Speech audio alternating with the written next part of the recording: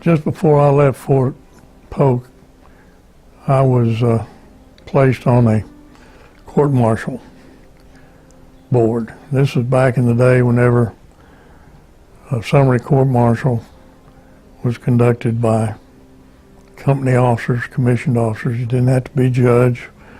You didn't have to have a law degree or be a lawyer. Just you went in and represented the case, or presented the case, and I was on the board.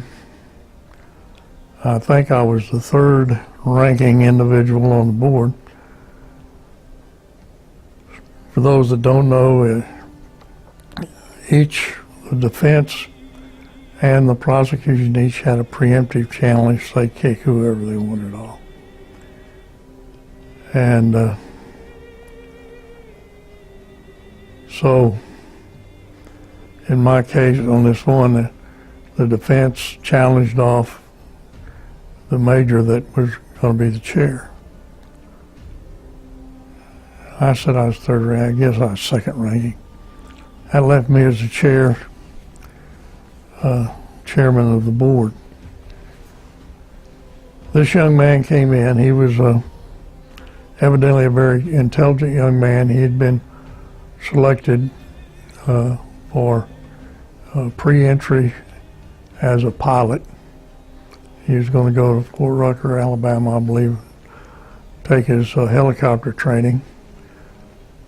So he was a pretty intelligent young man, but for some reason he decided he didn't like the Army, and he wasn't going to do anything. So he wouldn't go to training. He couldn't get him out of bed. They get the chaplain over to him. He wouldn't pay any attention to the chaplain. He had disrespectful toward the chaplain, and I believe that was the charge.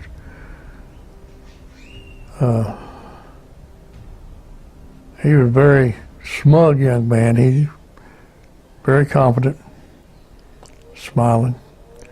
Somewhere during the proceedings, a question came up that I wasn't clear on. Prosecution wasn't clear on. Defense wasn't clear on. So I asked, had an adjournment, and sent the prosecution out to find out what the deal was, what the ruling was from the JAG office. Well, this was in August, Fort Polk, Louisiana, hot. We were in one of these, again, old World War II wood frame buildings. Hot, uncomfortable. We were all, of course, the board was all in khakis, starched. Probably the hottest uniform that we could have had. So somebody offered to go get a colander, a big 5-gallon colander of Kool-Aid from the mess hall. So when they came back with the Kool-Aid, we were all having refreshments, had ice in the Kool-Aid. And this young man, the defendant, was up pouring Kool-Aid for everybody, being very affable, helping us out. So whenever the prosecutor got back, whoever went to find out what the point was all about, came back in, the court resumed. There's still a good bit of Kool-Aid in that colander. It was a big colander. So we went through the process, went through the court, and this man, again, he's just totally confident he's going to be found innocent. Well, after we held the consideration section and found the young man guilty, totally shocked him. And then he goes back out and we decide in the guilt phase, And then the sentencing phase was a little different. We decided to give him the max, and that particular board, the max was 6 months without pay and 6 months in confinement. And we just called it 6 and 6. So he came back in, reported to the board, reported to me, and I told him his sentence was 6 and 6.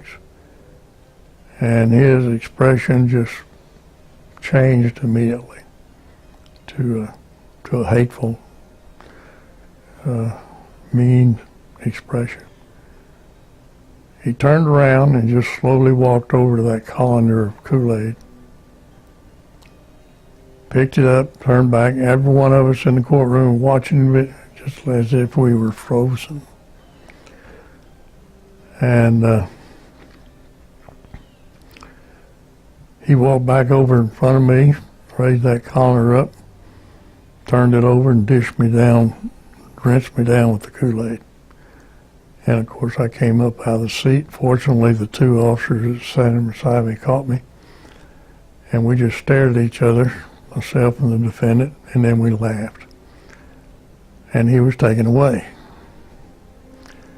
Well, within the week or shortly after that, I was sent on leave. I don't know really what happened to the young man totally, except that after I got home on leave, I got a call to give a telephonic deposition. And the attorney that called me said that whenever the MPs got the young man to the stockade, he gave them some trouble, and they